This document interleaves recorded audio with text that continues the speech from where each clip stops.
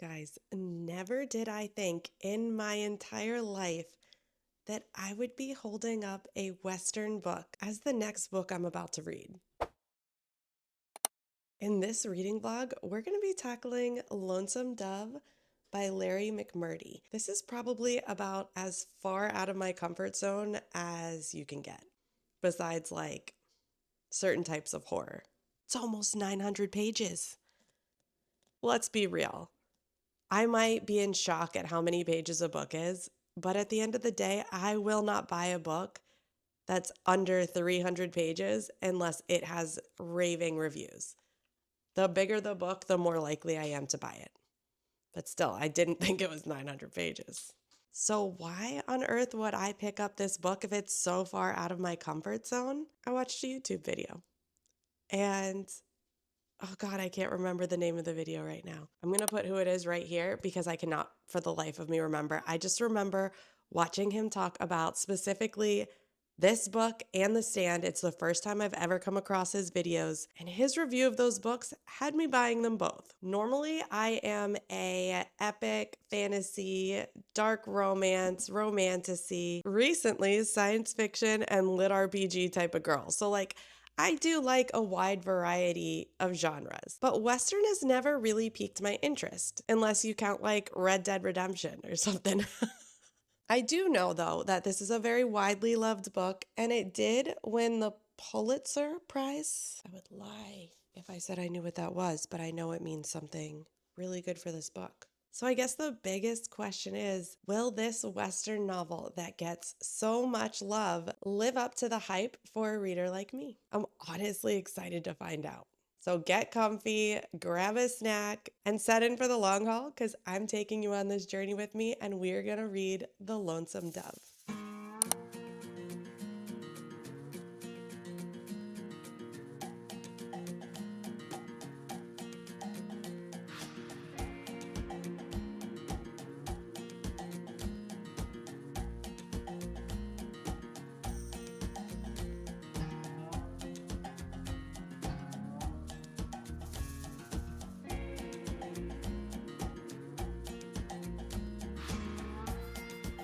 It has been quite a few days since I started The Lonesome Dove. I'm about 100 pages in. The first 100 pages, as usual, is world building. It's taking me a little bit to get into this Western atmosphere. I am enjoying it though. It's just a very different mindset. I'm used to fantasy type of worlds and jumping straight into wars or drama or something like this. This is very slow paced, kind of cozy. I don't know if anyone else would describe it as that, but compared to some of the other books that are highly political that I've read, it's kind of, yeah, I guess cozy is the word I would use. We are introduced to this group of characters. We are set in this little dusty, out of the way town that's kind of on the border of Texas, and it's called Lonesome Dove. And I feel like they said something to the effect of the way that this town was created was somebody was going out to look for new territory, got tired of walking through the desert, and boom, decided this is where we're going to be. I'm not going to go backwards. So here we are. Not much happens there. The town is set up with a couple of buildings. It has a tavern. It has a store of some sort, I believe. I don't know. I don't really think anything else has been described there besides the little, I don't know if you would call it a ranch even. It is just so not grand. I think what I'm referring to as their ranch or their little cattle company or whatever they're calling themselves is a horse that is like a hell demon and two massive pigs. Massive. We have Augustus McCrae, who is one of our MMCs, and he is just somebody that does not stop talking. Constantly talking. But apparently he's a really good shot, and that's what he's known for. There's also Captain Call, and they worked together back in the day when they were rangers, fighting, I guess, the Indians. He's very quiet.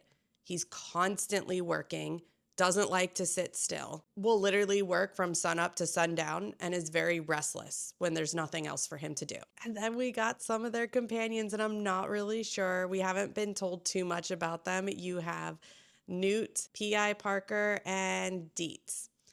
And they just all have very unique personalities. They're kind of funny. And for the life of me, I cannot remember her name, but a lot has been said about the one whore in town. And I mean that very respectfully. It is her profession, but everybody loves her.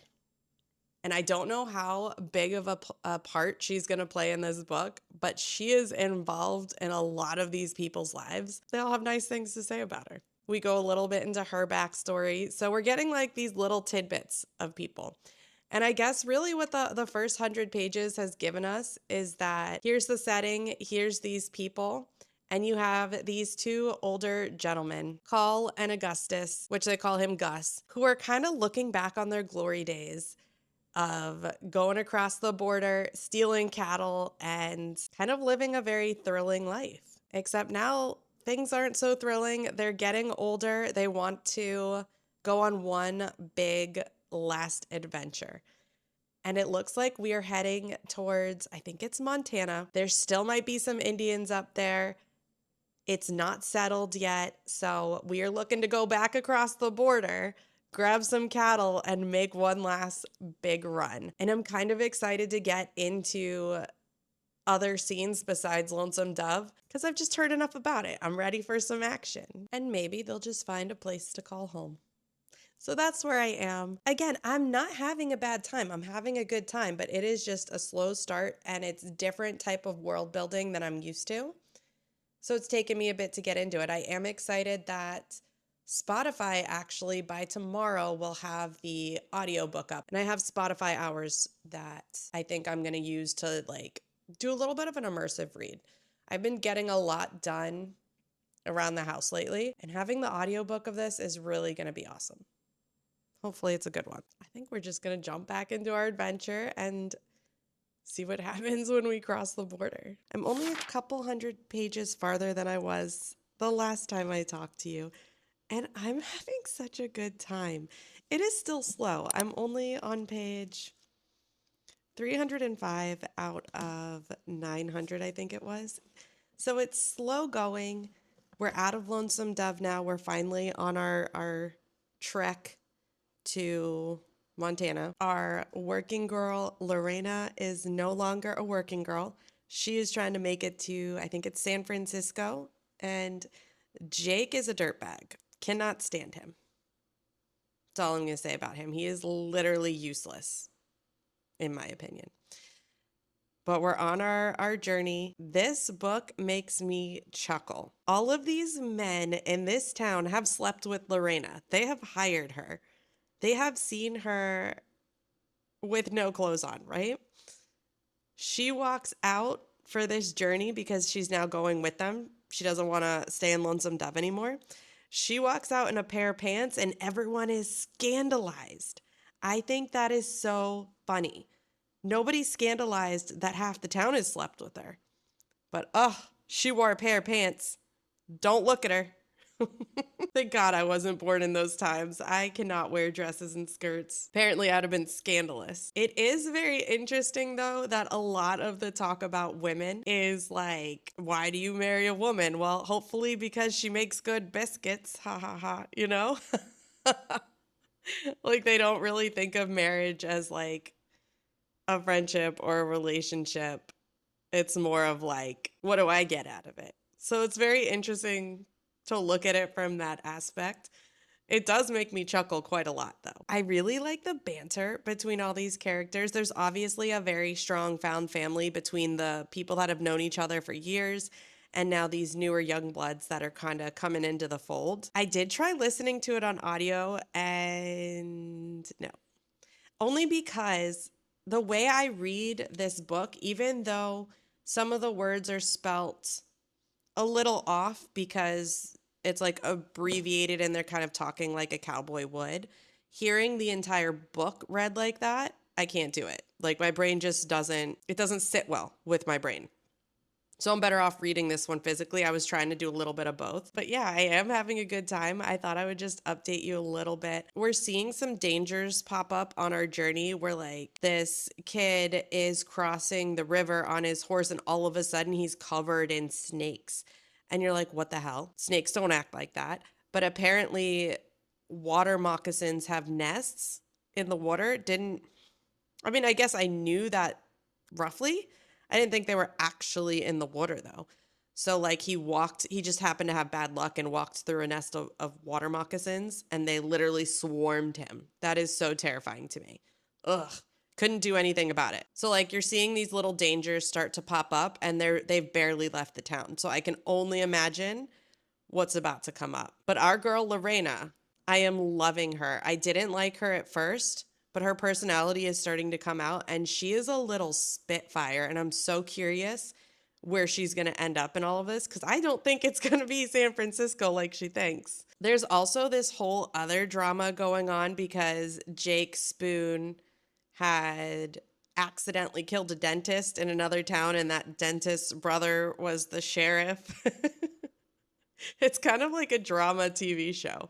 So now the sheriff is coming after Jake and he doesn't want to because he didn't even like that brother anyways. But his wife has now left since he went to go find Jake for her own reasons because she doesn't want to be married no more. I'm like, what the heck is going on here? She's just up and left to go find some other dude. It's so interesting. And that's only 300 pages in. Like there's gotta be so much more that's gonna go on.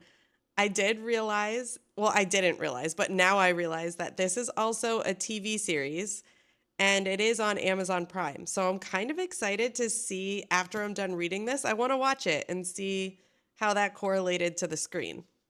I think it's an older show too. I don't think it's like recently made. So it's kind of where we are. I'm going to keep reading, but I am enjoying this book way more now that we're on the road. And we're kind of past that introduction to what Lonesome Dove is and like the original settlers of the town. A little chaotic energy here, but I think I'm going to spend the rest of my day reading this book.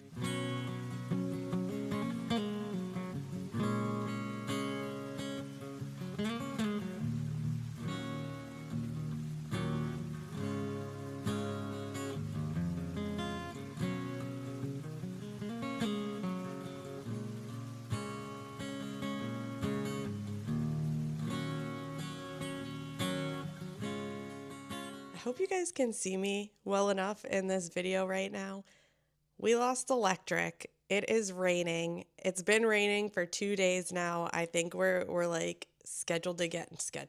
We're supposed to get rain for the next like 2 more. Every time there's like this crazy long rain, I don't know why, we lose electric for a little bit. So I'm sure we'll be down for a couple of hours, but at least this gives me the perfect opportunity to continue reading Lonesome Dove. I am over halfway through this book and I am frustrated.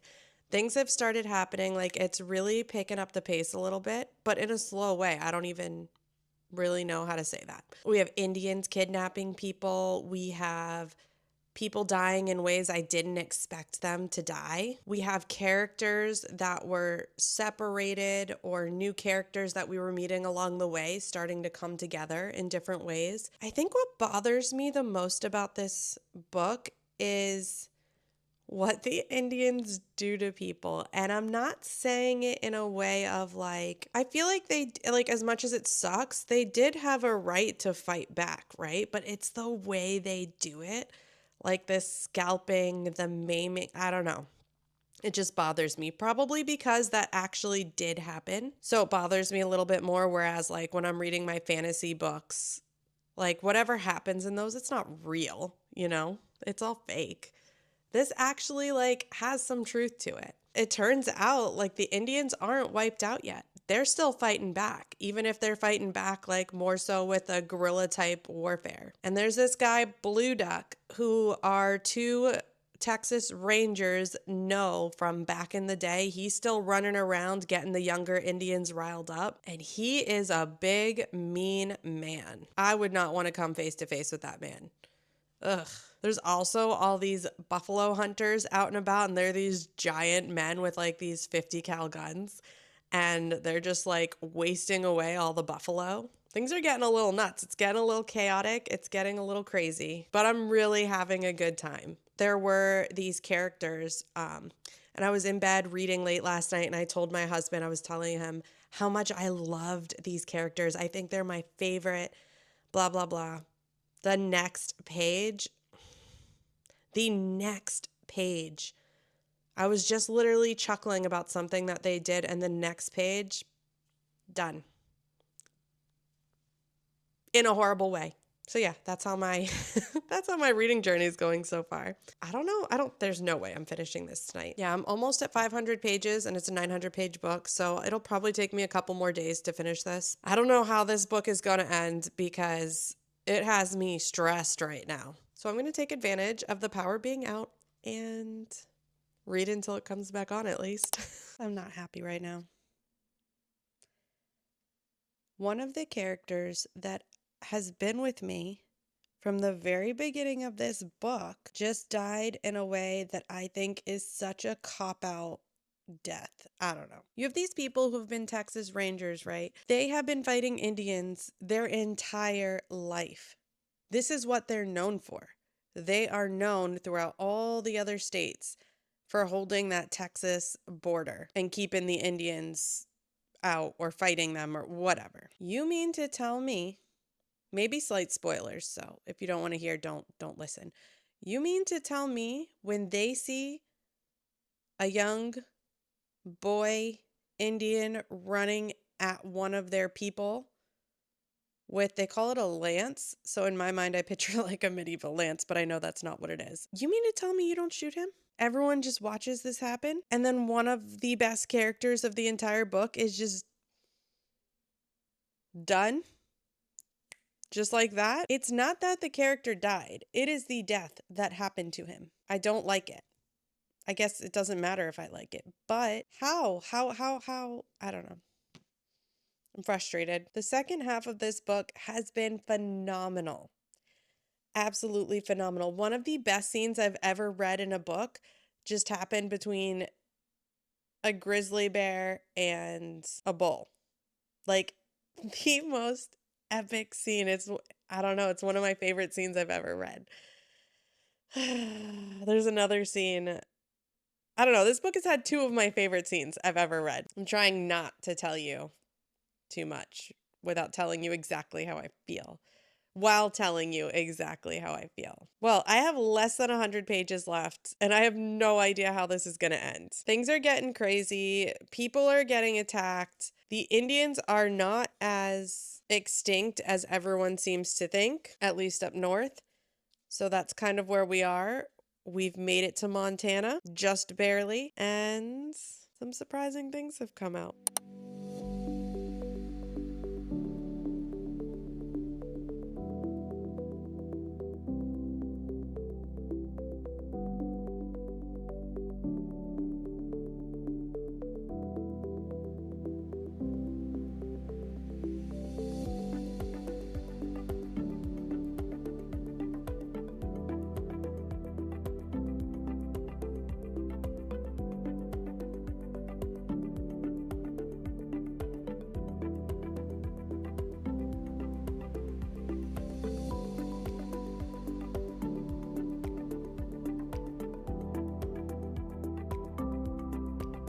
It has taken me quite a while to finish this book, and I don't know how I feel about it.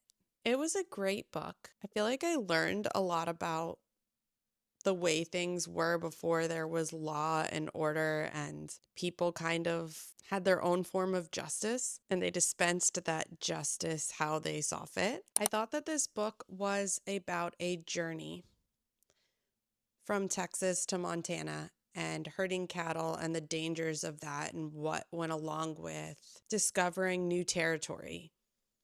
And I guess it was in a sense, but there was really this story about the people. It's very complicated. It didn't end with a happily ever after, but it also didn't end on a bad note either. It kind of just resembles life. Not bad, not good, but it continues to move forward despite what everyone else wishes. This book has given me a lot to think about. I do find that I keep thinking about it constantly on and off throughout the day. And some of the decisions that were made, some of the people. You have a boy who didn't know who his dad was for part of the book. And then you find out who his dad is. And you think, eventually, there's got to be some resolution here. But there's not. A lot of the book, there is no resolution to a lot of things that are occurring. I definitely don't think it needed to be almost 900 pages, but at the same time, did every part of that book have like a purpose in some way? I guess it did. All of these people you meet are so different, but yet they mesh together so well. It's like the weirdest found family I've ever read. There's like this sense of loyalty between certain groups of them, and that loyalty is unquestionably there. And then you have these other groups of people who are loyal to an extent, but are still going to do what's best for them no matter what. I feel like I can't fully wrap my head around this book. There's a lot of things to process. Would I call myself a Western reader now that I have officially read what is supposedly a popular Western that's been out and stood the test of time? I wouldn't say the Western genre is my favorite. I'm extremely glad that I read this book because it did open me up to a genre I had no idea about, a genre I've not even thought about touching. I think I would read a Western again, but it would be a very long time coming. I liked the action. I liked the bits and pieces of herding cattle. I liked the exploration of a land that's not been explored yet. I think what bothers me the most is the lack of happy ending. And that normally doesn't bother me in most books. But in this one, I assumed that it would have one, and it didn't. It just had an ending. And I know there are more books. I think there's another book after this, and there's 2 prequel books. So I don't know if any of those gives a satisfying ending.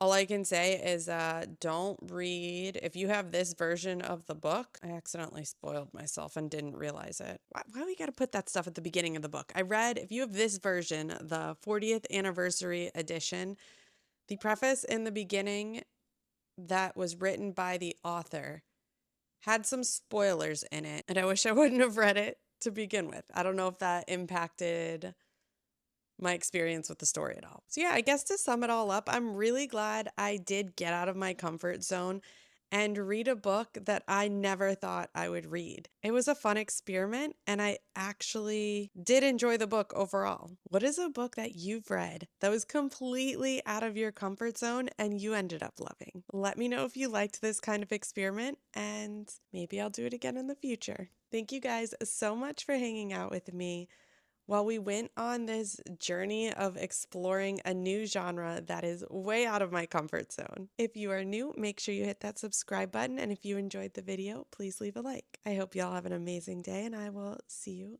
in the next one.